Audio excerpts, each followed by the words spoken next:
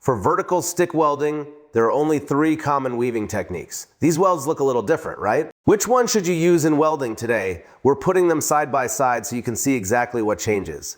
Zigzag weave. Strike the arc with a scratch start.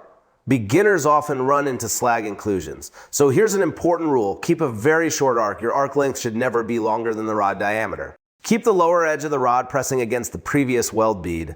As you weave side to side, you should actually feel the rod lightly dragging along the weld. Pause slightly on both sides, then move quickly through the center. Watch the puddle shape carefully. If the puddle turns into a large round pool, the molten metal will start sagging and eventually form weld buildup or droop. Using a zigzag weave in vertical welding gives good heat dissipation and makes the puddle easier to control. It helps prevent sagging and weld buildup while producing a uniform bead with solid fusion on both sides of the joint. The downside, if you don't pause long enough at the sides, you'll immediately get undercut. For most jobs, a 3.2 millimeters electrode is the standard choice. Run around 100 to 120 amps. With arc force set around 30%, you can stay toward the higher end of the amperage range. Triangle weave. This technique has 3 control points. Pause on the left side until fusion is established. Move across and pause on the right side, then bring the arc diagonally back to the upper center front edge of the puddle. Hold there briefly before moving left again. The rhythm is pause, pause, tap. This method gives deep penetration and excellent sidewall fusion.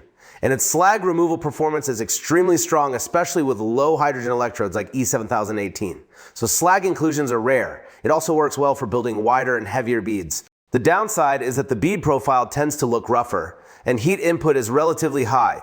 On thinner material, burn through becomes a real risk. Set current around 110 to 120 amps, with arc force near 25%.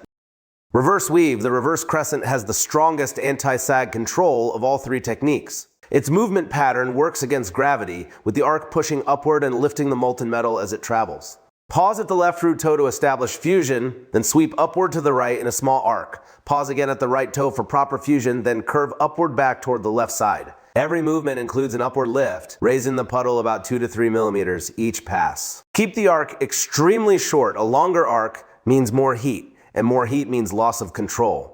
This technique is excellent at preventing sagging and excessive buildup. It almost never produces weld droop, but you need to watch out for shallower penetration for critical structural joints.